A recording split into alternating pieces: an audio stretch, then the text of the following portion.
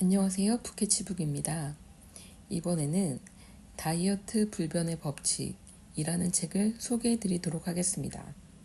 이 책은 전 세계 1200만 부 이상 팔린 책이고요. 뉴욕타임즈 40주 연속 1위, 단기간의 실천법, 모노 다이어트 내용도 포함이 되어 있습니다. 건강과 식이에 대한 놀라운 통찰, 당신도 몸과 마음이 가벼워질 수 있다. 왜 야생동물은 비만과 질병이 없는가? 지은이 하비 다이아몬드. 나는 뚱보였고 고엽제 환자였다. 나는 질병을 치료했고 누구보다 날씬하다. 내가 바로 내 이론의 살아있는 증거다. 그의 몸은 종합병원이었다. 어릴 때부터 병을 달고 살았다. 베트남전에 공군으로 참전했다. 고엽제 후유증으로 죽음 직전까지 갔다. 그런 그가 자연위생학을 실천하여 음식으로 병을 고쳤다. 20대 178cm에 90kg이 넘던 그가 25kg을 감량했다. 그 이후로 그는 한 번도 살이 찐 적이 없고 병에 걸린 적이 없다. 이에 고무되어 건강 컨설턴트로 변신했다. 캘리포니아 의학원에서 영양학을 가르쳤다. 다이어트 불변의 법칙을 출간, 뉴욕타임즈 40주 연속 최장기 베스트셀러 1위, 전 세계 1200만 부 이상 판매되는 전무후무한 기록을 세웠다. 이후 레리킹 라이브, 오프라 윈프리 쇼, 굿모닝 아메리카 등 수많은 프로그램에 출연하여 전 세계인의 건강 컨설턴트로 활동하고 있다.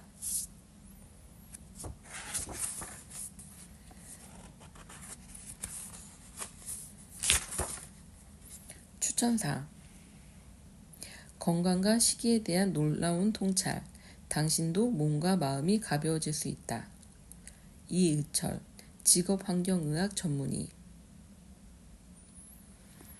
내가 하비 다이아몬드 책 다이어트 불변의 법칙을 알게 된 건 오래전의 일이다. 처음엔 제목이 너무 통속적인 것 같아 표지만 보고 책꽂이에 꽂아두었다. 하지만 우연히 웹페이지에 올라온 내용을 보고 다시 책을 꺼내보게 되었다. 웹페이지의 글은 과일을 언제 먹는 것이 좋으냐에 대한 내용이었다. 사과는 아침에 먹어야지 저녁에 먹으면 안 된다는 세간의 주장에 대한 적절한 답을 찾는 데 도움이 될까 하는 기대로 책을 펼쳤다. 하지만 그 이상이었다. 내가 먹는 음식이 나를 만든다는 격언이 있다. 먹는 것의 중요성을 알리는 훌륭한 격언이다. 하지만 다이어트 불변의 법칙은 똑같은 음식을 먹더라도 어떻게 먹느냐에 따라서 몸에 미치는 영향은 천지 차이가 날 수 있다는 것을 보여준다. 내가 먹는 음식과 그것을 어떻게 먹느냐가 나를 만든다는 것이다. 사실 먹는다는 것은 매우 복잡한 행위다. 흡연, 음주, 운동에 대한 조언은 식이에 대한 조언과 비교하면 너무나도 단순하다. 담배는 끊어야 하고 술은 마시지 말아야 하고 운동은 본인이 즐길 수 있는 것으로 과하지 않게 적당히 하면 된다. 하지만 식이는 차원이 다르다. 무엇을 먹을지에 대한 설명은 기본이고 그 음식들을 언제 어떻게 먹어야 할지, 갖가지 좋다고 알려진 음식들은 정말 효과가 있는지, 음식들의 조합 및 조리법은 어떤지 등 상담할 내용은 끝이 없다. 그렇게 상담을 하다 보면 1시간이 훌쩍 지나가기 일쑤다. 어쩌면 먹는 것의 이런 복잡한 특성 때문에 진료 현장에선 식이에 대한 조언이 아예 무시되는지도 모르겠다. 하지만 나는 먹는 것만큼 부작용 없이 다양한 신체 증상 및 상태에 즉각적인 영향력을 행사하는 것을 알지 못하기에 진료실에서 계속해서 각자의 상태에 맞는 식이 조언을 할 수밖에 없다. 의사로서 환자에게 최선의 선택을 설명하는 것은 당연한 의무다. 그 최선의 선택을 모른다면 어쩔 수 없지만 알게 된 이상 반드시 알려주어야 한다. 하지만 다이어트 불변의 법칙은 복잡하게만 느껴지는 건강한 식습관의 핵심을 아주 직관적으로 제시한다. 그동안 진료실에서 내가 애써서 설명했던 것들을 아주 단순하면서도 설득력 있게 설명한다. 저자의 핵심 주장은 이렇다. 수분이 많은 자연 상태의 채소와 과일을 가장 우선적으로 먹어라. 그리고 에너지의 대부분은 자연 상태의 탄수화물 식품을 통해서 섭취하라. 원한다면 소량의 단백질 음식을 섭취할 수 있지만 단백질은 우리 몸에서 에너지로 쓰이지 않을 뿐만 아니라 필요 이상 먹을 경우 엄청난 에너지를 사용해서 폐기해야 하기 때문에 가급적 적게 섭취하라. 탄수화물 음식을 먹을 때는 단백질 음식을 먹지 말고 단백질 음식을 먹을 때는 탄수화물 음식을 먹지 마라. 그리고 낮 12시 이전엔 공복을 유지하는 것이 좋지만 먹는다면 과일과 채소만 먹어라. 이 원칙만 지킨다면 체중이 감소하고 건강이 회복되는 것은 시간 문제다. 책장을 넘기면서 독자들은 무언가 할 수 있다는 자신감을 얻게 될 것이다. 그리고 다이어트 불변의 법칙을 실천에 옮기게 되면 자신감은 확신으로 바뀌게 될 것이다.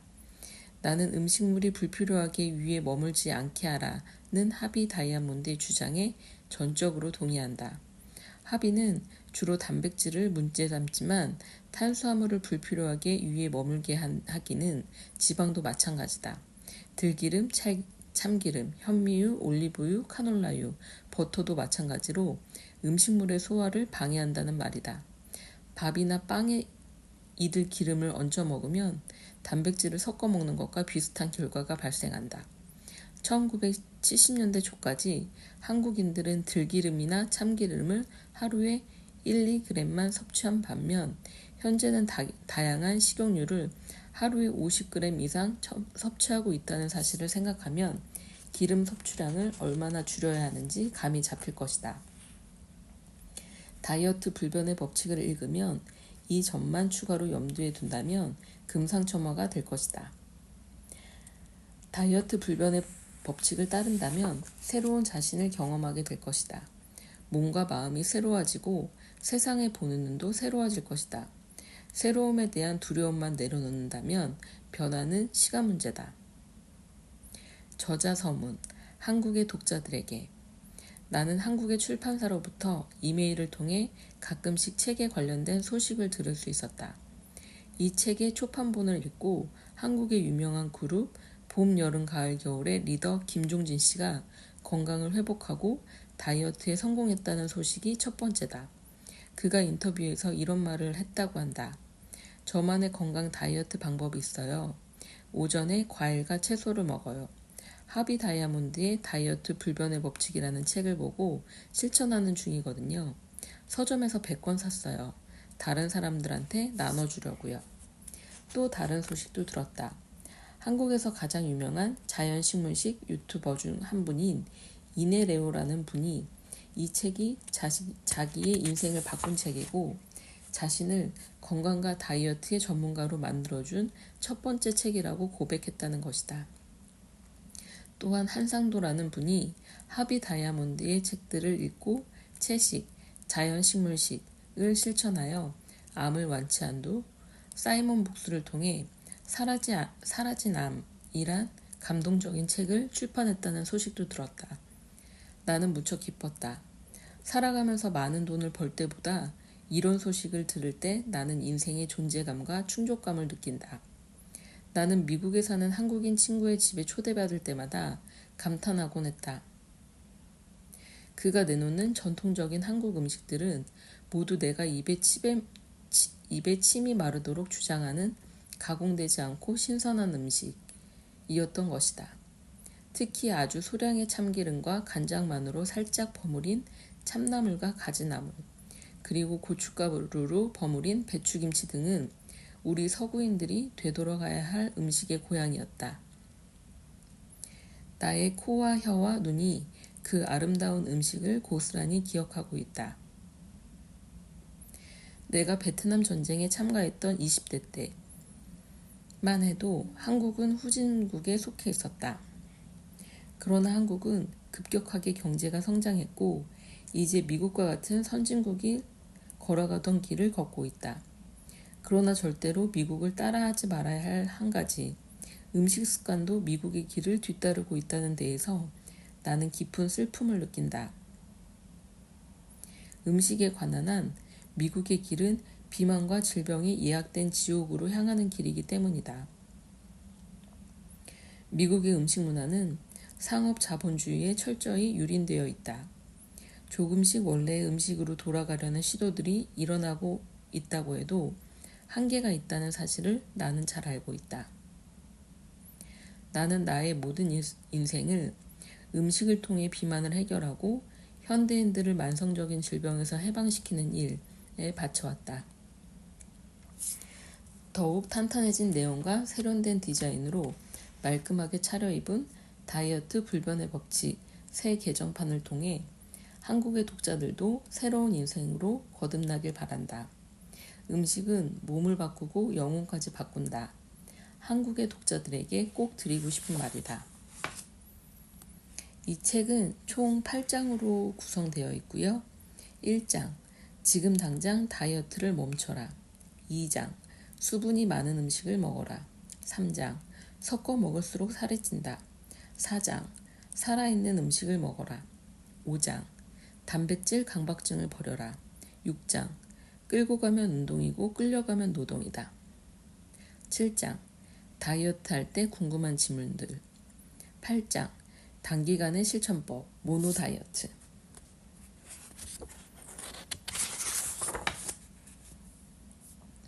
1장, 지금 당장 다이어트를 멈춰라. 사람들은 이 참담한 다이어트가 끝나고 나면 무엇을 먹을 것인지를 생각한다. 먹을 것을 생각하면서 어떻게 다이어트에 성공할 수가 있을까? 자신을 배고프게 만드는 것은 정답이 아니다. 이것은 나중에 폭식을 조장하여 문제를 더 복잡하게 만든다. 배고픔과 폭식은 악순환이 된다. 나도 90kg 뚱보였다. 20대 중반의 어느 날 나는 친구와 심한 말다툼을 하고 있었다. 그는 내게 화를 내며 말했다. 이봐 뚱보 아저씨, 살이나 빼고 오시지 그래? 뚱보라고? 내가? 나는 망치로 얻어맞은 기분이었다. 내가 충격을 받은 데는 이유가 있었다. 첫째로 나는 그 당시 다이어트와 관련된 직업을 가지고 있었기 때문이다. 둘째로 나는 헐렁한 옷으로 불쑥 튀어나온 배를 가리고 있어서 아무도 눈치채지 못할 것이라고 생각했었다. 내 한 몸도 가꾸지 못하면서 다이어트를 판매하고 있다니. 나는 시중에 새로 소개되는 모든 다이어트를 실천하기 시작했다. 30일 동안 계란과 치즈만 먹으라는 다이어트가 있었다. 나는 그렇게 했다. 30일간 샐러리와 햄버거만 먹으라는 다이어트가 나왔다. 나는 그렇게 했다. 그렇게 나는 체중을 줄여나갔다. 무려 47가지의 다이어트를 경험했지만 모두 실패했다. 문제는 다이어트가 성공하고 난 후부터였다. 그 다이어트가 끝나자마자 다시 옛날처럼 먹기 시작했고 몸무게도 다시 옛날로 돌아갔다. 심지어 몸무게가 더 늘어나는 일도 다반사였다. 이런저런 다이어트를 해본 사람이라면 내 말이 무슨 뜻인지 정확히 알 것이다. 솔직히 말해보겠다. 다이어트를 하는 동안 나는 무슨 생각을 했을까? 그렇다. 참고 있던 음식을 기다렸다. 그 시련의 시간이 끝나는 순간 박탈감을 끝내기 위해 나는 저돌적으로 집 밖으로 뛰쳐나가 식당으로 향했다. 아무리 체중을 많이 줄였다 하더라도 체중을 줄이는데 들였던 시간보다 훨씬 빠른 시간 안에 나는 그 몸무게를 되찾았고 거기에다가 추가로 5kg 이상 살이 더 찌곤 했다. 파리가 웽웽거린다고 음식물 쓰레기에 보자기를 씌우는 것은 바보 같은 일이다. 음식물 쓰레기에 살충제를 뿌리는 행위도 일시적인 일이다. 정답은 따로 있다. 음식물 쓰레기가 나오는 족족 매일 깨끗하게 처리하거나 아예 쓰레기의 발생 자체를 최소화하는 쓰레기 제로의 생활 습관이 정답이다. 나는 어릴 적부터 뚱뚱한 소년이 아니었다. 그러나 20대 초 공군을 제대하고 나서 살과의 전쟁이 시작되었다. 인생이 어느 때보다 건강하고 활기차야 할 시절에 나는 평균치를 25kg이나 웃도는 비만이었다. 178cm에 90kg을 훌쩍 넘어버렸다. 바로 그 시절 나의 아버지가 위암으로 세상을 떠나셨다. 50대로 비교적 젊은 나이였다. 그것은 내게 끔찍한 시련이었다. 아버지가 돌아가시던 날은 내 기억에서 떠나지 않았다. 젊은 시절 아버지는 90kg이 넘었고 건장한 권투선수이자 부두 노동자였다. 그러나 나이가 들면서 체중이 늘어난 아버지는 비만과 고혈압과 당뇨와 심장병까지 그야말로 종합병원이 되어버리셨다. 아버지가 사망하신 후 얼마 지나지 않은 어느 날 밤, 나는 식은땀을 흘리며 깨어났다. 나 또한 178cm에 90kg이 넘는 남자로서 아버지가 살아계실 때 괴로워하던 모든 문제를 가지고 있다는 사실을 깨달았다. 나와 마찬가지로 아버지도 한 번도 건강하다고 느낀 적이 없는 삶을 사셨다. 그 이후 나는 수많은 연구를 거듭해갔다. 그리고 비만은 외모의 문제뿐 아니라 수많은 질병의 원인이 된다는 사실을 깨닫게 되었다. 아버지는 빈번하게 감기와 두통과 복통을 겪으셨다. 늘 기력이 없다고 호소했었다. 나 또한 이런 문제들을 똑같이 가지고 있었다. 나는 운동도 잘 하지 않았고 동네 사람이나 친구들과도 잘 어울리지 않았다. 아니, 어울릴 수가 없었다. 해변에서 셔츠를 벗는 것은 언제나 부끄러운 일이었다. 하루의 일과를 마치고 나면 먹는 것 이외에 다른 데 쓸 에너지가 하나도 남아있지 않았다. 또한 그런 나 자신에게 미안해했다. 아버지께서 돌아가셨을 때 나는 나 자신이 불쌍하다고 느꼈을 뿐 아니라 사실 겁도 났었다. 이 두려움이 전환점이 되었다. 젊어서 죽는다는 두려움과 뚱보라고 불리지 않으려는 욕망이 합쳐졌다. 10과 10을 더해서 20이 된 것이 아니라 10과 10이 곱해져서 100이 된 것이다. 마침내 나는 행동으로 실천했다. 항상 곁에 있던 햄버거와 콜라를 집어 던졌다. 비만에서 영원히 해방시켜준다고 약속하는 세상의 그럴싸한 다이어트 요법들의 몸을 던졌다. 첫 번째, 두 번째, 세 번째 다이어트를 실천했다. 수많은 좌절과 실망을 거듭한 끝에 다이어트에 대한 나의 관점이 완전히 빗나가 있다는 사실을 깨닫게 되었다. 이제 이 책을 읽고 있는 당신에게 물어보겠다. 당신은 살을 빼고 싶으신가? 그리고 평생 날씬한 채로 살고 싶으신가? 그리고 먹는 즐거움을 모두 누리면서 그것을 성취하고 싶으신가? 이 질문들에 대한 답이 예스라면 당신은 지금 행운의 문에 첫 발을 들여놓은 셈이다.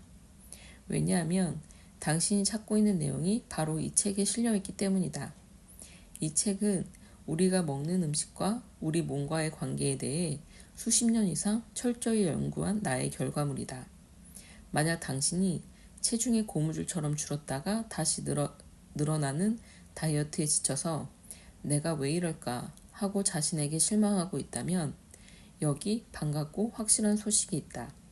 이제 당신은 먹으면서 체중을 줄이는, 그것도 영구적으로 줄이는 비결을 배우게 될 것이다. 설마 그런 것이 있을까? 라고 생각하는 사람이 있다는 사실도 나는 잘 알고 있다. 나도 그렇게 느꼈기 때문이다. 당신이 경험한 것 이상의 온갖 다이어트를 나도 섭렵했기 때문이다. 그러나 무수한 시행착오 끝에 깨달음과 실천을 통해서 나는 그 해결책을 발견했다. 그것은 바로 허기가 아니라 포만감을 느끼는 방식이다. 항상 다음 식사가 기다려지는 방식이다. 날씬한 몸매와 깨끗한 피부를 유지하면서 배불리 먹는 방식이다. 이 모두를 여기에서 다루고 있다. 이것은 칼로리 계산이 필요하지 않다. 쫄쫄 굶는 다이어트도 아니다. 단식 또는 간헐적 단식처럼 끼니를 제한하지도 않는다. 위절제 수술도 필요 없고 약물이나 가루약도 쓰지 않는다. 이것은 임시 처방이 아니다. 이것은 자연의 원리이기 때문에 불변의 법칙이라는 말이다. 많이 먹고 싶을 때면 많이 먹으면 된다. 적게 먹고 싶다면 또 그렇게 하면 된다. 당신은 어떠한 종류의 압박감을 가질 필요도 없다. 앞으로 내가 하는 말에 귀를 기울이면 된다. 그리고 그 내용을 당신의 생활에 결합시키기만 하면 된다. 당신이 해야 할 일은 바로 그 한 가지뿐이다. 당신은 평생 날씬한 몸매와 투명한 피부를 가지고 살게 될 것이다. 이 원리를 따라하면 먹기 위해서 사는 가치관을 버리게 될 것이다. 살기 위해 먹는 가치관을 가지게 될 것이다. 야생의 모든 동물들은 살기 위해서 먹는다. 먹기 위해서 사는 야생동물은 어디에도 없다. 야생 상태의 모든 동물들은 하루 한 끼냐, 하루 두 끼냐, 하루 세 끼냐, 단식이냐를 계산하지 않는다. 모든 야생동물은 배고프면 먹고 배부르면 먹지 않는다. 오직 인간만이 칼로리를 계산하고 복잡한 영양성분을 따진다. 따라서 다이어트 불변의 법칙을 따르기만 하면 당신은 칼로리를 계산하지 않아도 되고 냉장고 문을 잠글 필요도 없다. 이것은 꿈같은 얘기가 아니다. 내가 바로 살아있는 증거다. 나와 함께 살을 빼고 질병을 치유한 수천 수만의 내 친구들 또한 살아있는 증거다. 당신은 살아오면서 체중과의 싸움에 완전히 패배해 있을 것이다. 완전히 그로기 상태일 것이다. 그래서 신뢰할 수 있고 효과적인 방법을 간절히 찾고 있을 것이다. 당신은 마침내 자신의 몸이 필요로 하는 모든 영양분을 받아들이면서도 체중이 늘었다 줄었다 하지 않고 계속해서 날씬하게 되기를 바랄 것이다. 간단히 말해서 당신은 배부르게 먹으면서도 몸무게와 허리 치수로부터 자유로워지고 싶을 것이다. 다이어트 불변의 법칙은 그 모든 것을 가능하게 해준다. 풀밭에서 뛰어 놀라는 것이냐? 라고 생각할지도 모른다. 결코 그렇지 않다. 나는 시장에서 약을 파는 약장수도 아니고 무슨 해괴한 다이어트로 한몫 챙기려는 제약회사의 영업사원도 아니다. 마음을 편하게 하고 하루하루 어떻게 변하는지 살펴보시라. 아침에 눈을 뜨면 당신은 큰 잔에 채운 신선한 과일 주스를 마실 수 있다. 내가 말하는 과일 주스는 과일의 식이섬유를 제거한 과일즙을 말하지 않는다. 우리 몸의 쓰레기 청소부인 식이섬유가 포함된 과일 주스여야 한다. 원하는 과일은 무엇이든 먹을 수 있다. 믹서기로 오렌지 주스나 잠봉 주스를 만들 수도 있다. 만일 당신이 다목적용 믹서기를 가지고 있다면 신선한 사과 주스, 딸기 플러스 사과 주스, 혹은 수박 주스, 수박 플러스 참외 주스를 만들 수도 있다. 중요한 것은 하루를 신선한 주스로 시작하라는 것뿐이다.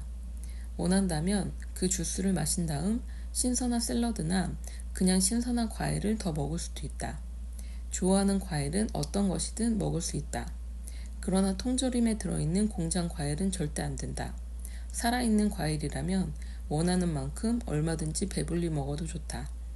아침 일찍 약간의 주스와 사과 반토막을 먹었다면 아마 10시경에는 다시 허기를 느끼게 될 것이다.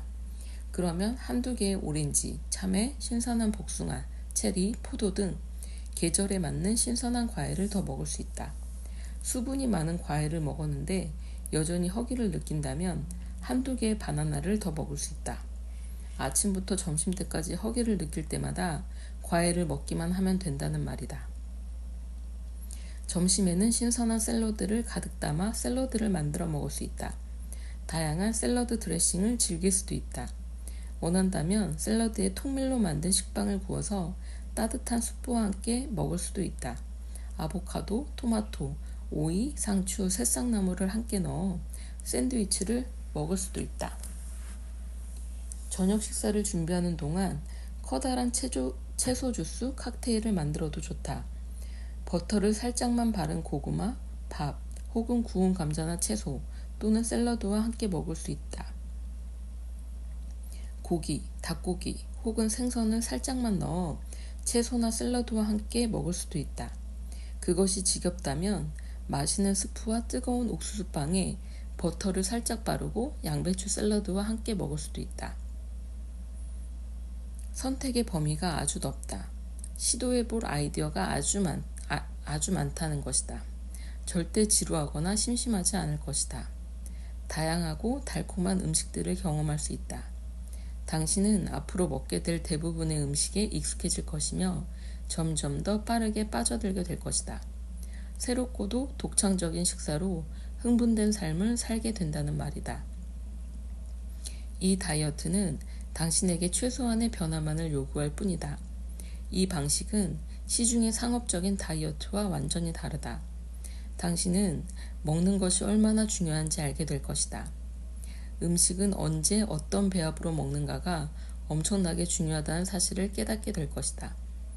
이 언제 어떻게라는 요소가 당신이 찾으려고 했던 성공의 열쇠라는 사실을 명심해 주길 바란다. 이 방식은 지속 가능한 음식 습관이라는 점이 가장 중요하다. 이것은 일시적으로 유행되는 다이어트가 아니며 일시적인 해결책도 아니다.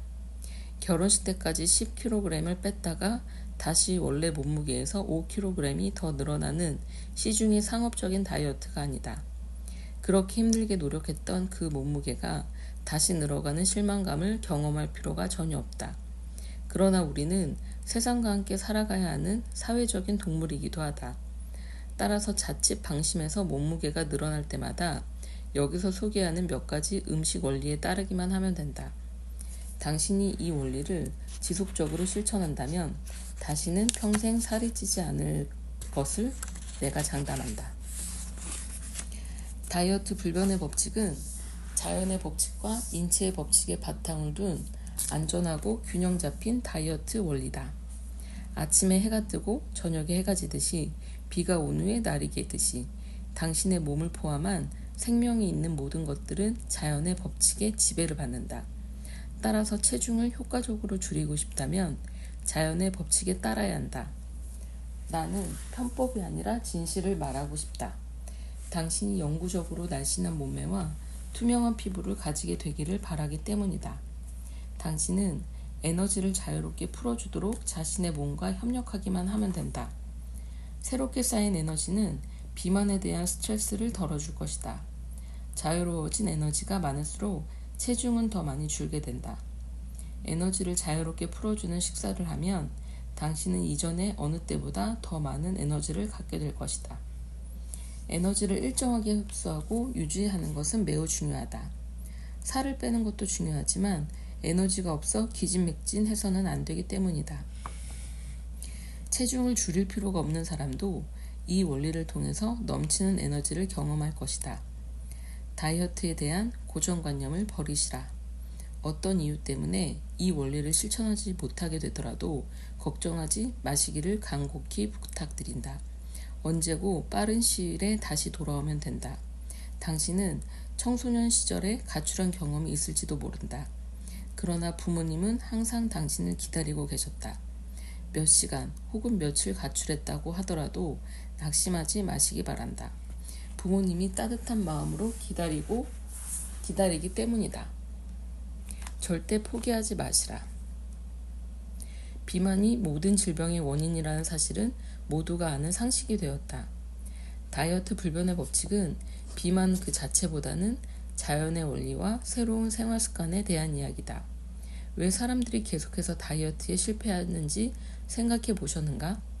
왜 음식 습관과 생활 습관을 고치지 못하는 것일까?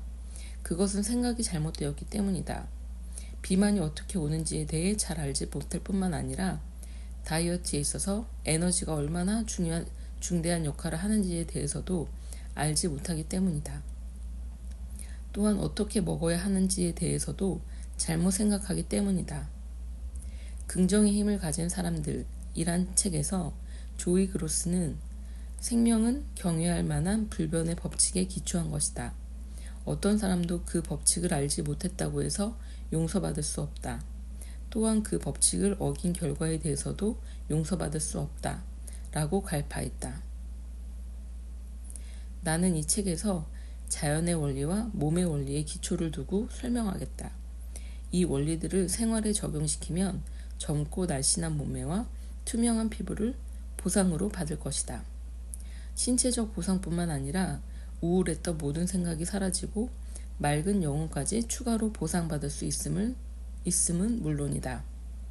먹는 것이 몸뿐만 아니라 영혼을 바꾼다. 말을 꼭 기억하시기 바란다. 왜 시중의 다이어트는 효과가 없을까? 인간이 만든 가장 상업적인 것 중에 하나가 무슨 다이어트다. 그러면서도 여전히 호기심을 유발하는 것 또한 무슨 다이어트다. 많은 사람들이 짧은 시간에 몇 킬로그램의 살을 뺐다가 도로 살이 붙는 다이어트를 열심히 따라한다. 그러나 똑같이 실망이 되풀이된다. 다이어트를 하는 사람들은 항상 새로운 것을 찾지만 평생 날씬한 결과를 단 한 번도 찾아내지 못했다. 이 책을 읽고 있는 당신도 그랬을 것이다. 나 또한 47가지의 다이어트를 경험했고 모두 실패했었다. 당신의 몸은 완전히 기진맥진했을 것이고 정신도 황폐화되었을 것이다. 다이어트를 반복적으로 하는 사람들은 잘 알겠지만 이렇게 실패를 계속하다 보면 지나친 스트레스와 정서적인 불안에서 벗어나지 못하게 된다. 그렇다면 다이어트란 정확히 무엇일까? 사람들은 턱선이 없어질 때까지 혹은 더 이상 맞는 옷이 없어질 때까지 음식에 빠져든다. 그런 다음에 과거의 탐닉에 대한 대가를 치르기 위해 마지못해 자신을 무슨 다이어트로 몰고 간다. 주말에 닭을 몇 마리씩 잡아먹은 다음 월요일에 무거운 몸을 끌고 헬스클럽에 가는 식이다. 그러나 너무 늦었다. 이미 망가져 버렸다. 오늘날 시중에 나와 있는 거의 모든 다이어트는 몇 킬로그램을 빼드리기 위해 반드시 비용을 치러야 한다. 위절제술이 그렇고 다이어트 약물이 그렇고 헬스클럽도 그렇다. 돈을 지불해야 살을 뺄 수 있는 상업 자본주의에 물들어 버린 것이다. 그것도 일시적으로 말이다. 그렇다고 돈을 냈는데도 왜 다이어트는 효과가 없을까? 답은 실제로 아주 간단하다. 다이어트를 할 때 사람들이 무슨 생각을 하는지 생각해보면 답이 저절로 나온다. 마치 내가 그랬던 것처럼 대부분의 사람들은 이 참담한 다이어트가 끝나고 나면 무엇을 먹을 것인지를 생각한다. 먹을 것을 생각하면서 어떻게 다이어트에 성공할 수 있을까? 자신을 배고프게 만드는 것은 정답이 아니다. 배고픈 다이어트는 반드시 실패한다는 말이다. 이것은 나중에 폭식을 조장해서 문제를 더 복잡하게 만든다.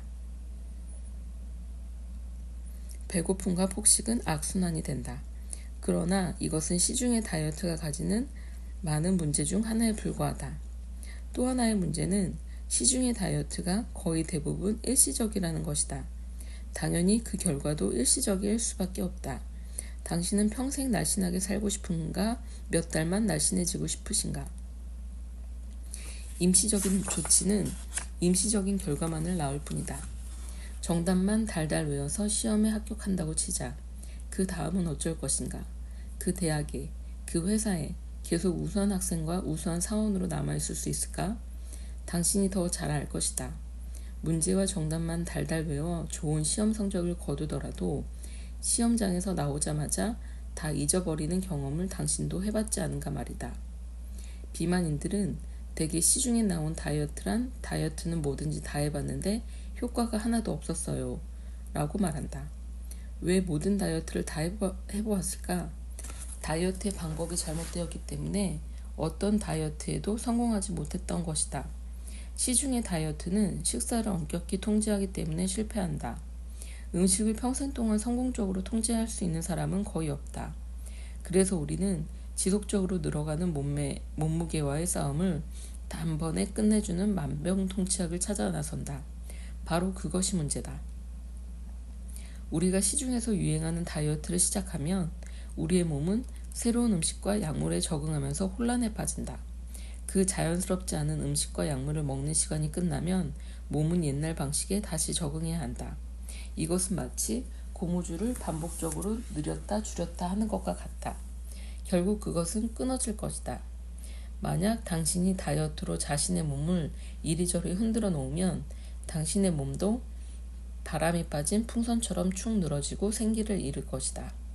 루이스 해리스 여론조사에 의하면 전 미국인의 70%가 비만으로 밝혀졌다. 즉 10명 중 7명이 비만인 셈이다. 또한 미국인의 반 이상이 다이어트를 하고 있거나 한 경험이 있다고 밝히고 있다. 그러나 시중의 다이어트는 효과가 없다. 당신이 더 잘할 것이다.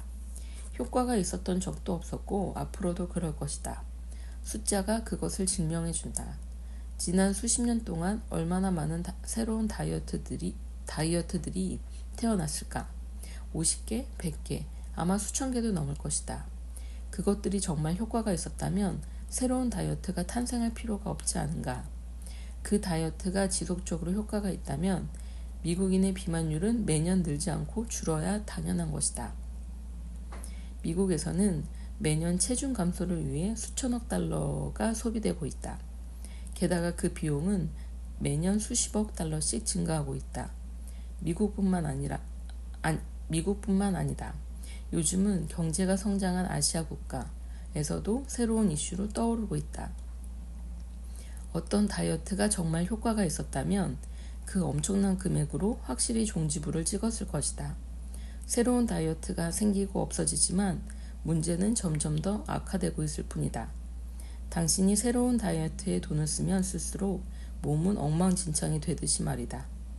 내가 너무 심한 말을 한 것일까? 그러나 당신은 반박할 수 없을 것이다.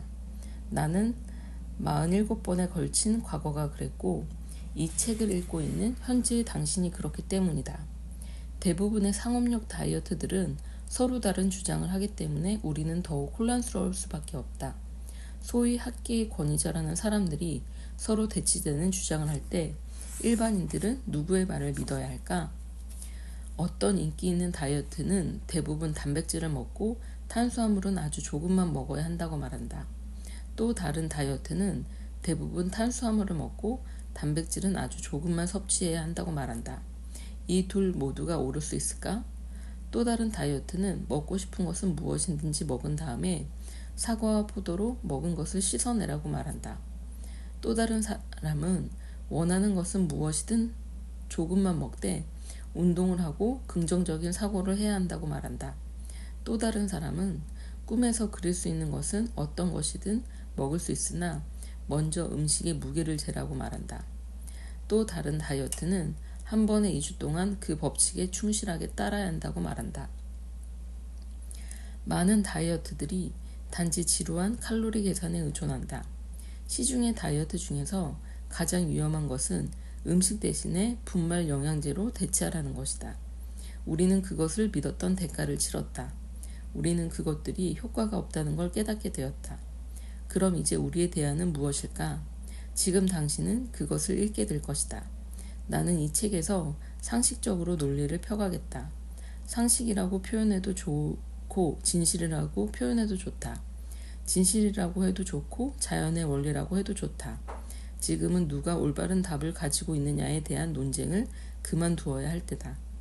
다이어트가 효과가 없는 것이 확실하니 그것들을 없애고 우리 자신을 자유롭게 하자. 편견과 고정관념을 떨쳐버리고 자연의 원리를 찾아보자. 다이어트를 중단하고 영구적인 것을 찾아보자.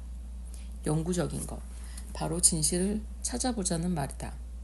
나는 마침내 그렇게 했다. 마침내 다이어트를 포기했다. 나는 합리적이며 영구적이며 상식적인 범위 내에서 진실을 찾기로 결심했다. 3년간 미친 듯이 시중의 모든 다이어트를 쫓아다닌 후 나는 그 답을 찾았다.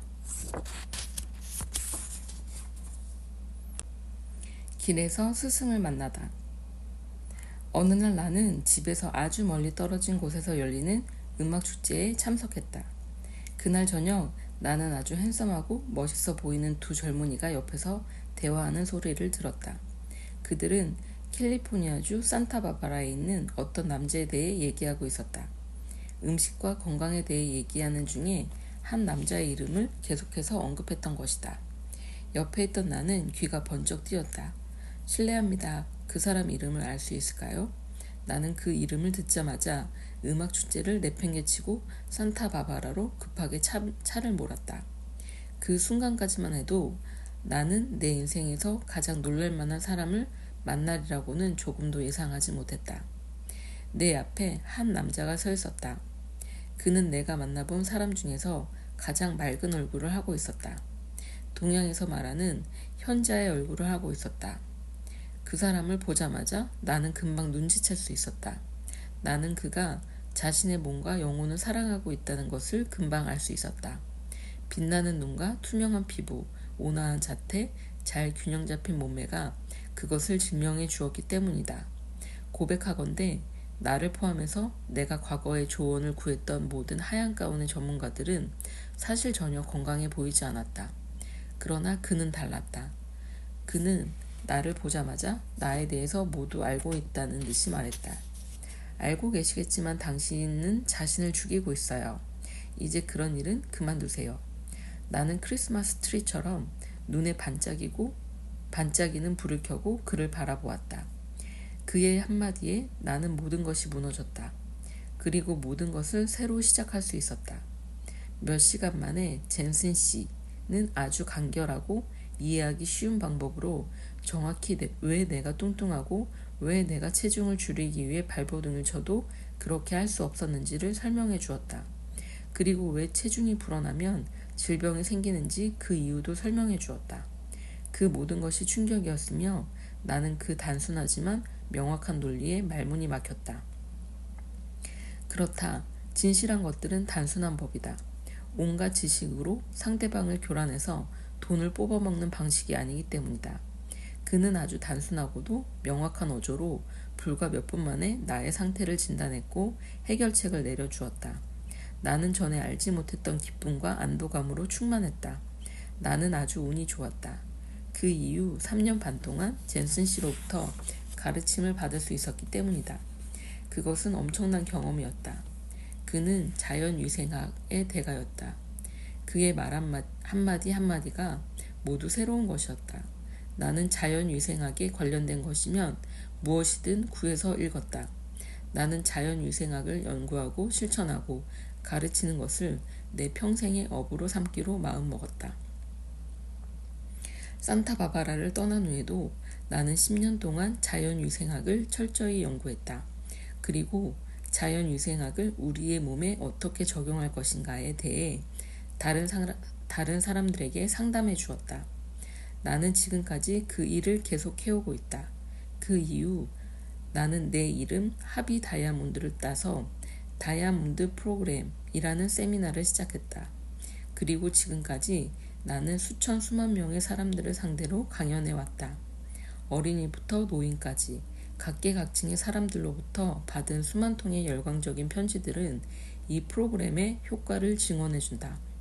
마침내 나는 미국 내에서는 유일하게 자연위생학 학위를 수여하는 텍사스주 오스틴에 위치한 미 보건과학대학에서 영양학 박사학위를 받았다. 그를 만나고 나서 불과 한 달 만에 나는 그렇게 오랫동안 힘겹게 쌓아왔던 다이어트에 성공했다. 무려 25kg의 지방 덩어리를 빼냈다. 그게 벌써 오래전 1970년대의 일이다.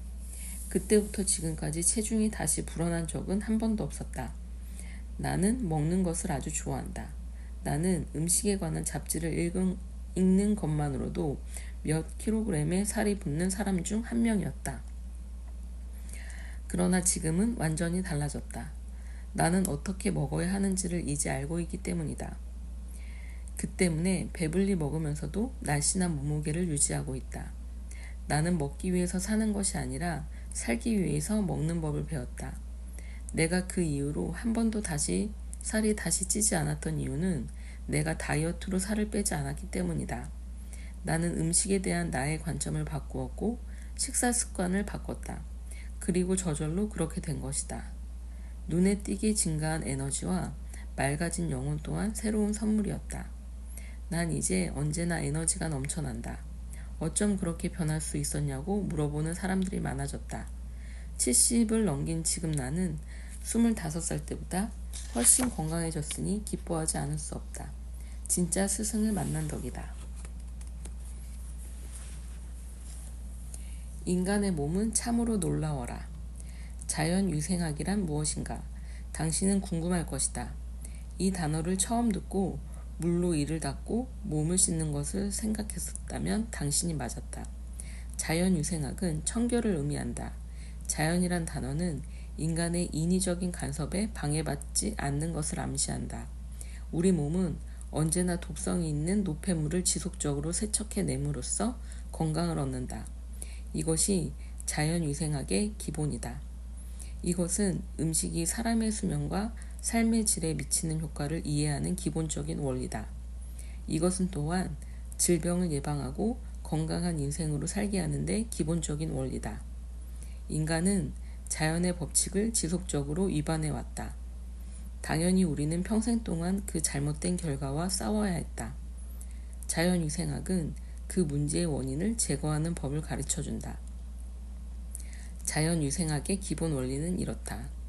몸이라는 것은 문제가 닥쳤을 때 스스로 알아서 정화하고 스스로 치유하며 스스로 건강한 상태를 유지하는 방향으로 나간다는 것이다. 우주의 모든 치유 능력이 사람의 몸에 있다는 말이다. 따라서 자연의 법칙에 따르기만 하면 인간은 살이 찌지도 않고 질병에 걸리지도 않는다는 개념에 근거하고 있다. 따라서 우리는 자연의 법칙을 어겼을 때만 문제가 발생하게 된다. 자연위생학은 일반 상식에 기초를 두고 있다.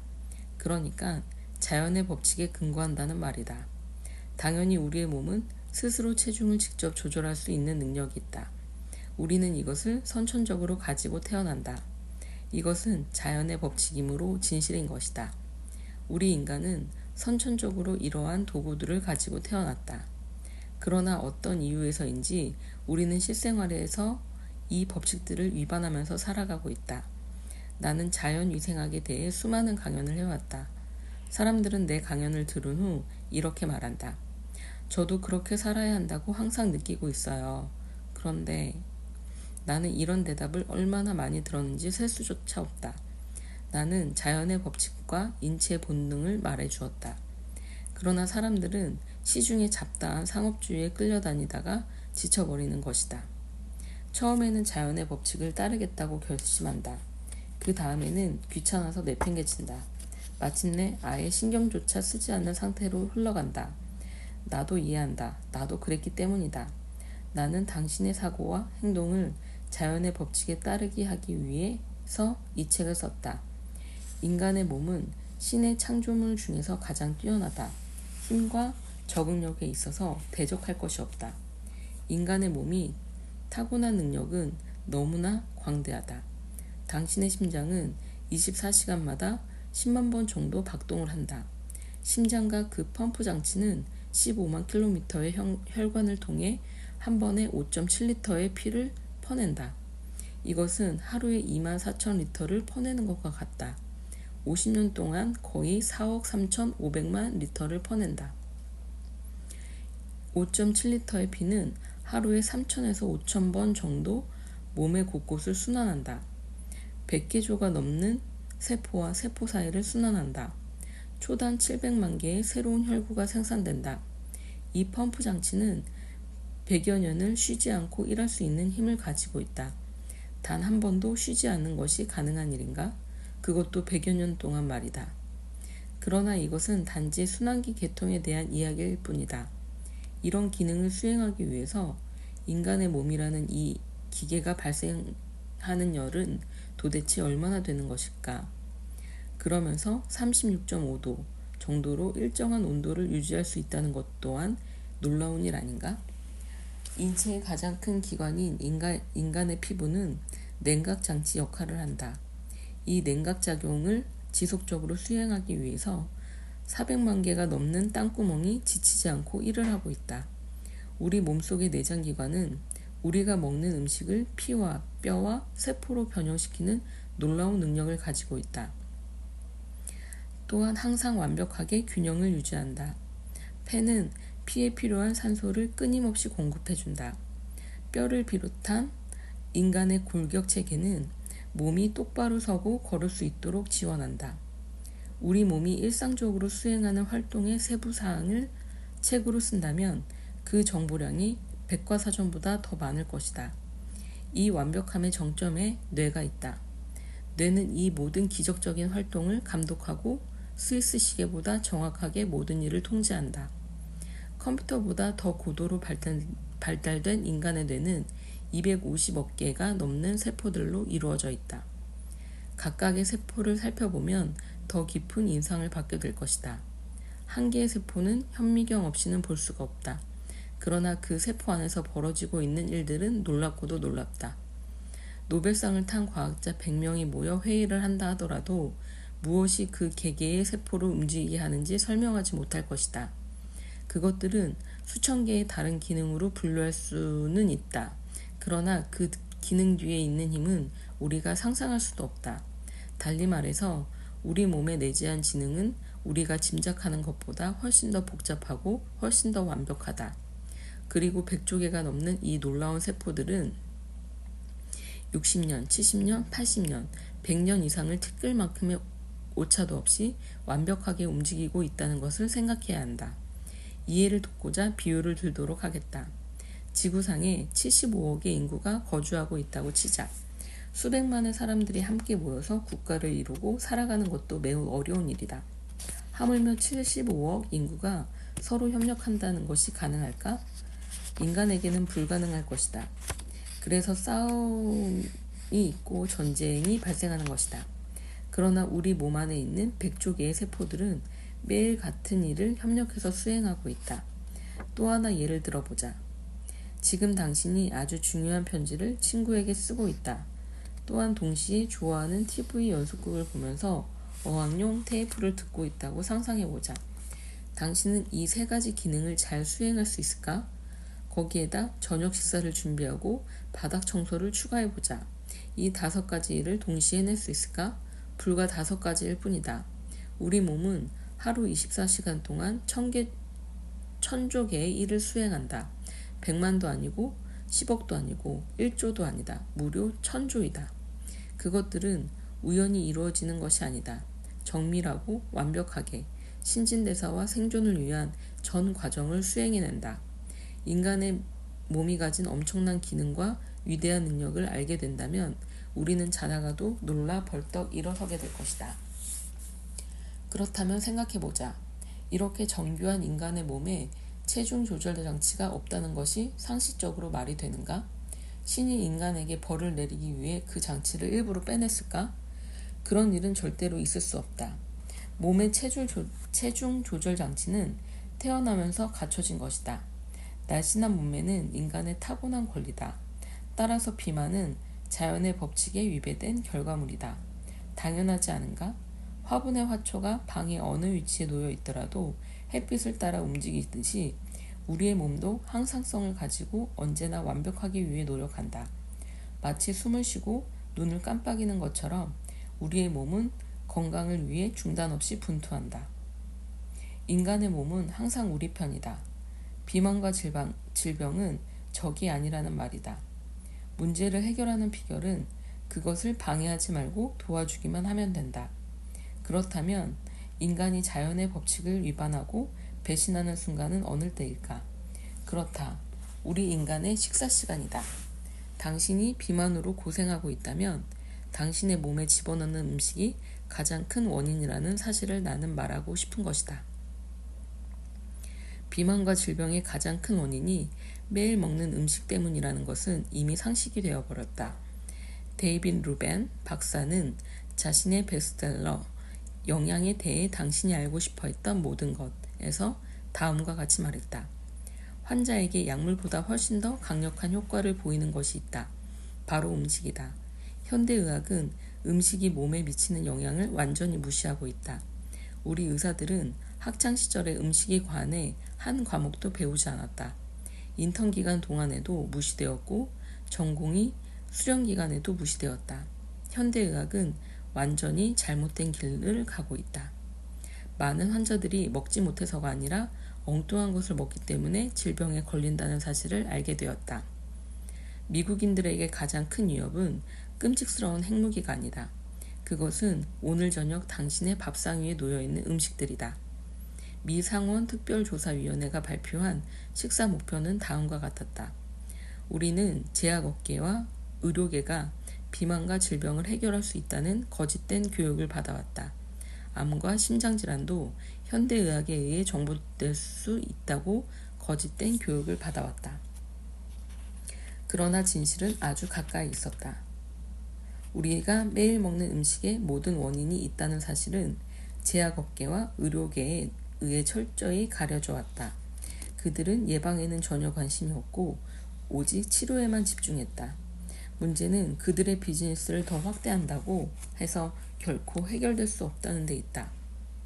인간의 건강은 생물학적이나 환경적 요인에 의해 결정되는데 그중 어떤 것도 우리가 먹는 음식보다 더 중요한 것은 없다. 간단히 말해서 모든 질병의 원인이 음식이라는 말이다. 당신이 음식을 바꾸기만 하면 암과 심장병과 고혈압과 당뇨를 고칠 수 있다는 말이다. 당연히 그런 질병의 근본적 원인이 되는 비만 또한 저절로 해결된다는 말이다.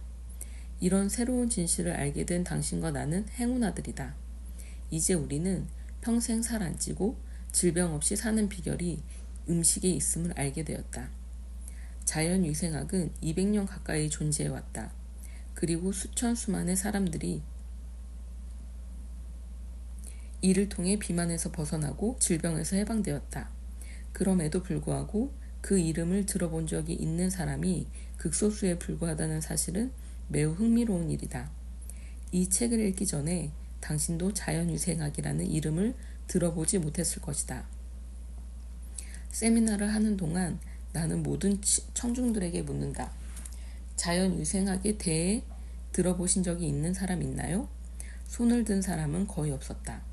이렇게 단순하고 명확한 자연의 법칙을 아무도 몰랐다는 것이 더욱 이상할 뿐이다. 언론의 관심을 받지 못한 것은 이해할 수도 있다. 그러나 이것이 세상에 알려지지 않는 가장 큰 이유는 무엇일까? 그렇다. 이론으로만 알려졌을 뿐 한 번도 우리가 사용할 수 있는 실행 가능한 법칙으로 요약되고 정리된 적이 없었기 때문이다. 밤늦게 먹으면 무슨 일이 생길까? 조금 더 깊이 들어가 보자. 먼저 우리의 몸은 가장 흥미있는 현상 하나를 살펴보도록 하자. 살을 빼는 데는 이 현상을 이해하는 것이 가장 중요하기 때문이다. 당신이 비록 과거에 수많은 다이어트를 실천해 보았다 하더라도 아마 이런 매혹적인 개념은 접해보지 못했을 것이다. 몸은 24시간 순환 리듬에 따라 움직인다. 대부분의 사람들은 그것이 존재한다는 것조차 알지 못하고 있다. 이 생리적 순환에 대한 광범위한 연구가 이루어졌는데 가장 주목할 만한 것들은 스웨덴 과학자 아레 와이르랜드와 미 보건과학대의 프라이 박사에 의해 이루어졌다. 또한 심리학자 게이 가에르루스의 생체 시간에 관한 수많은 과학자들이 하루 주기 리듬에 관한 연구들이 있다. 이런 출처에서 나온 연구 결과들에 의하면 음식을 처리할 수 있는 인간의 능력은 하루의 규칙적인 3주기에 따라 변화한다는 것이다. 즉, 우리는 하루 단위로 음식을 먹고 소화시키며 그 음식의 일부를 흡수하고 사용하며 우리가 사용하지 않은 찌꺼기와 노폐물은 제거한다. 이 3주기는 어느 정도 동시에 이루어지기도 하지만 각각의 주기는 하루의 특정 시간 동안에 보다 집중적으로 이루어진다. 인체의 8시간 주기, 낮 12시부터 저녁 8시, 섭취 주기, 먹고 소화시킴, 저녁 8시부터 새벽 4시, 동화 주기, 흡수 및 사용, 새벽 4시부터 낮 12시까지, 배출 주기, 몸의 노폐물과 음식 찌꺼기의 제거. 분명히 우리는 일정 시간대에 음식을 섭취한다. 그리고 먹는 시간을 미루면 시간이 지날수록 배고픔이 상승하게 된다. 자는 동안 우리는 특별히 눈에 띄게 하는 일이 없다. 그것은 낮 동안 섭취한 것을 동화시키기 때문이다. 아침에 일어나면 우리의 입에서는 냄새가 나며 혀에 막이 씌워지기도 하고 눈곱이 끼기도 한다. 그것은 우리의 몸이 체내에서 사용되지 않는 음식 찌꺼기와 신진대사의 부산물, 즉 몸의 노폐물을 제거하는 과정에 있기 때문이다. 밤늦게 먹으면 무슨 일이 일어나는지 주위에서 본 적이 있는가? 다음날 아침 기분이 어땠는지 기억해보자. 깨어났을 때 개운하지 않고 약에 취한 듯한 느낌이 그것이다. 밤늦은 식사가 음식물이 위를 떠난 이후에 진행되는 동화 주기를 방해하기 때문이다. 생리적으로 우리의 몸은 저녁에 일찍 먹기를 원한다. 음식이 위를 빠져나가는 데는 최소 3시간이 걸린다. 인간은 700만 년 진화하는 동안 낮에 일어나 무엇인가를 먹고 해가 지고 밤이 되면 잠을 자는 생활을 지속해왔다. 우리 몸의 DNA는 그것을 똑똑히 기억하고 있다. 우리 어리석은 인간은 이런 자연의 법칙과 진화의 법칙을 위반한 결과로 비만과 질병을 선물로 받는다는 말이다. 밤늦게 무엇을 먹은 결과로 인체의 8시간 주기는 이제 혼란을 겪게 되었다. 자연의 법칙을 위배했기 때문이다. 그래서 아침에 일어나서 약에 취한 듯한 기분이 든 것이다. 이와 똑같이 만일 당신이 아침 식사를 하지 않는다고 하더라도 아마 점심시간까지는 버틸 수 있을 것이다. 왜냐하면 당신의 몸은 배출을 하고 있었고 배출하는 데 신경을 썼기 때문에 먹고 싶지 않았을 것이다. 그러나 점심시간 이후까지도 식사를 하지 않았다면 몸에서 반응이 왔을 것이다. 왜냐하면 당신의 몸은 섭취 주기에 들어서서 음식을 받아들일 준비가 되어 있기 때문이다. 그러나 이 자연의 법칙을 당신이 설령 몇 번 정도 위배했을지라도 또다시 그 법칙으로 돌아갈 수 있도록 우리 인간의 몸은 설계되어 있다. 오전에 독소를 배출하고 낮 시간에 음식을 섭취하며 저녁에 동화시키는 자연의 법칙 말이다. 이 책을 읽으면서 당신은 인체의 24시간 주기가 얼마나 중요한지 깨닫게 될 것이다. 지금 툭 삐져나온 뱃살과의 전쟁을 치르고 있는 사람들이라면 배출 주기에 가장 신경을 써야 한다. 배출 주기에 장애가 생긴다면 날씬한 몸매를 성공적으로 만들 수 없다. 그만큼 중요한 것이다. 비만에서 벗어나려면 독성 노폐물을 몸 밖으로 내보내는 배출 주기가 관건이다. 미국인의 3분의 2가 비만인 이유는 우리의 음식 습관에서 가장 중요한 배출 주기를 지속적으로 방해했기 때문이다. 우리는 엄청나게 많은 양의 음식을 아주 빠른 속도로 섭취해왔고 그 음식으로부터 우리가 필요한 것을 이용해왔다. 그러나 우리는 배출해야 할 각종 독성 노폐물을 배출하지 못했다. 바로 이것이 핵심이다. 많은 현대인들은 든든한 아침 식사와 풍성한 점심 식사, 그리고 화려한 저녁 식사를 즐기며 산다. 독성 노폐물을 배출할 오전 시간에 미처 배출되지 못한 독성 노폐물 속으로 또다시 음식을 투하하는 잘못을 저지르고 있다는 말이다. 이것은 자연의 법칙을 위반하는 일이다. 당신이 비만에서 해방되고 그 상태를 지속 가능하게 유지시키려면 배출 줄기에 독성 노폐물이 배출되게 하시라. 독성 노폐물을 제거하지 않고는 절대 날씬한 몸으로 돌아갈 수 없다. 그렇다면 이 독성 노폐물은 처음에 어디서 생겨났을까? 그리고 어떻게 완벽히 제거할 수 있을까? 비만은 몸속의 독소 때문이다. 독혈증에 대해 들어보셨는가? 독혈증은 자연위생학 주창자들이 사용했던 용어로 존 틸든 박사가 처음으로 사용했다. 현대과학에서는 신진대사 불균형이라 해석하고 있다. 몸은 조직의 생성과 해체를 통해 균형을 이루도록 매우 정밀하게 만들어졌다. 그런데 이 균형이 깨지는 것이 바로 신진대사 불균형이다. 아주 오래전 1926년 틸든 박사는 독혈증 해설이라는 책을 썼다. 이 책은 내가 읽었던 이전의 모든 다이어트 책과는 달랐다. 이 책은 무엇이 잘못되었고 왜 잘못되었으며 무엇을 해야 하고 어떻게 해야 하는지 가장 쉽게 설명하고 있었다. 나는 처음으로 나의 뒤뚱거리는 걸음을 정상인의 걸음으로 바꾸는 데 성공할 수 있을 것이라는 강한 느낌을 받았다.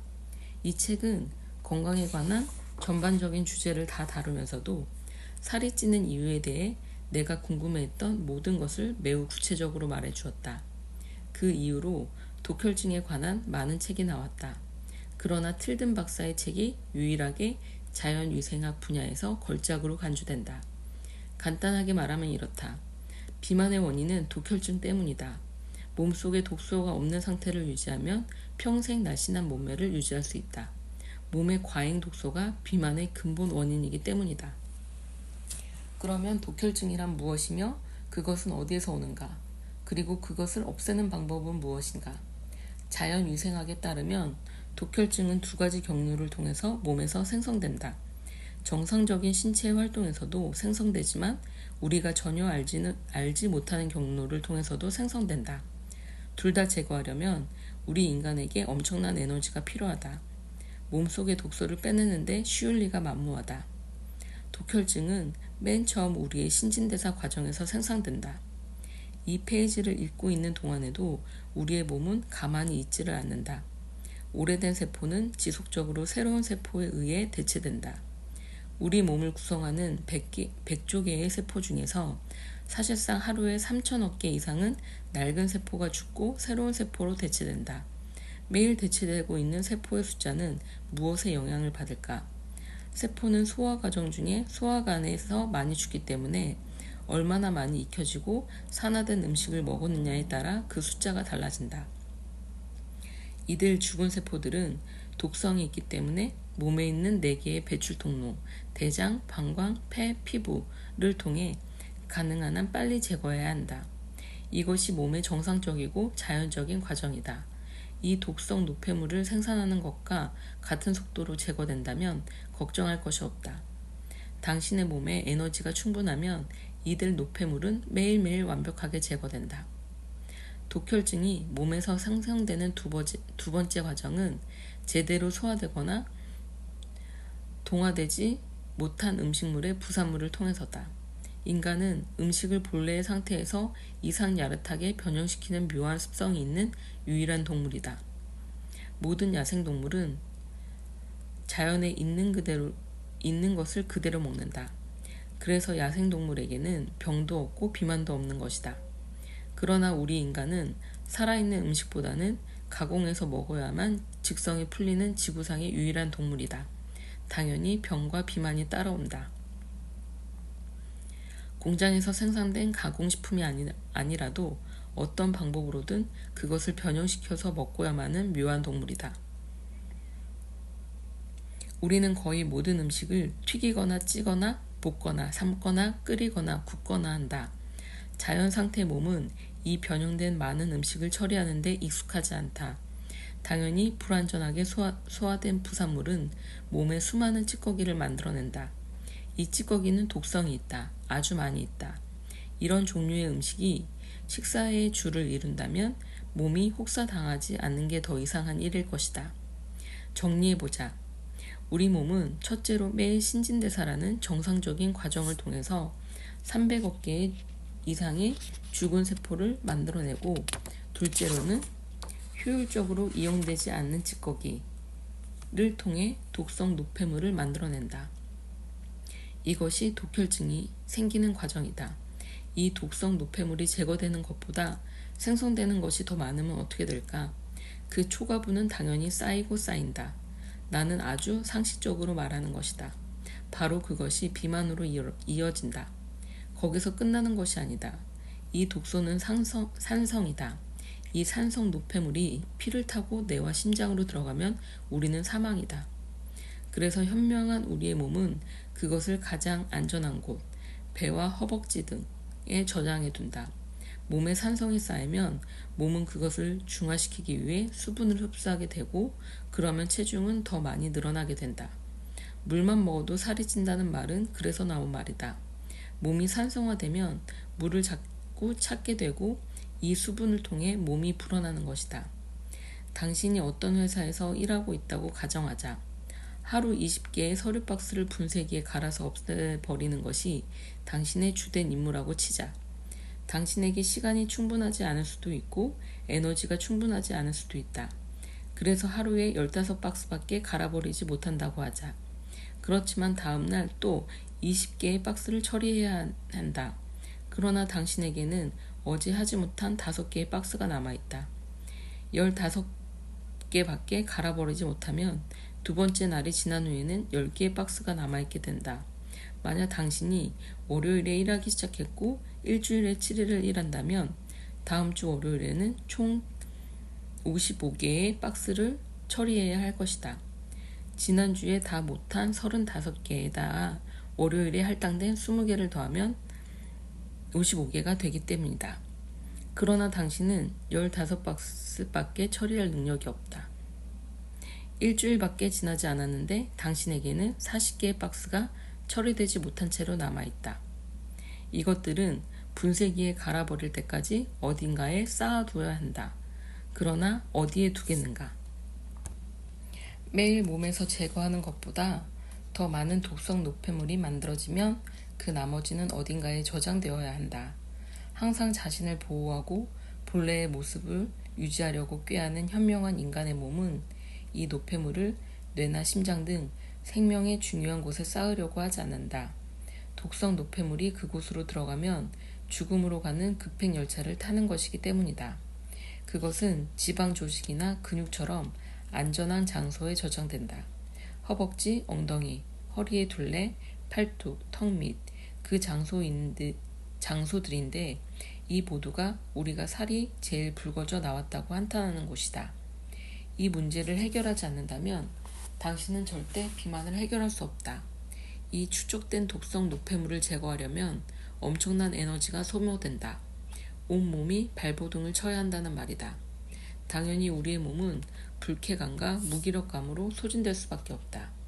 틀든 박사가 80여 년 전에 독자들에게 알리고자 했던 것이 바로 이것이다. 그것은 비밀에 쌓인 것이 아니라 단순한 생리적 현상이다. 조금만 생각해보면 아주 단순한 원리이자 진리인 것이다. 상황을 통제할 수 있는 사람은 누구나 그것을 자신이 원하는 대로 조정할 수 있다. 독혈증을 이해하는 것이 먼저 중요하고 몸에 이미 존재하고 있는 독성 노폐물을 제거한 다음 그것이 제거되는 속도보다 빨리 쌓이지 않도록 보살피기만 하면 되는 것이다. 똑똑한 당신은 이 말을 이해했을 것이다. 노폐물을 제거하는 배출 주기가 아무런 방해 없이 일할 수 있도록 도와주는 것이 중요하다는 사실도 알게 되었을 것이다. 만약 무슨 이유로 배출 주기 새벽 4시부터 낮 12시가 방해를 받는다면 독성 노폐물이 배출되지 못하고 저장될 수밖에 없는 것이다. 강물의 아래쪽을 청소하는 시스템이 잘 작동되지만 하면 강물은 항상 유유하게 흐를 수 있는 이치와 비슷하지 않은가. 독소를 제거하고 그것이 몸에 다시 쌓이지 않도록 하는 것이 중요하다는 것을 알았다. 그러나 어떻게 그런 일을 할 수 있다는 말인가? 이것이 우리의 관심사이다. 자연위생학을 연구한 이후 나는 확신을 갖게 되었다. 그것은 시중의 상업주의와 야합한 다이어트나 영양제나 칼로리 계산법이 아니라 매일매일의 생활 양식이다. 가장 멋진 일은 이것이 매우 흥미롭다는 것이다. 무슨 복잡한 용어를 알 필요도 없다. 거기에 끼워서 맞추느라 스트레스를 받을 필요도 없다. 자, 어떻게 하면 맛있는 음식을 먹으면서 신진대사를 잘 유지할 수 있을까? 어떻게 하면 맛있는 음식을 즐기면서 독성 노폐물을 제거할 수 있을까? 아주 간단하고도 쉬운 방법들이 있다. 원래 진리는 단순한 법이다.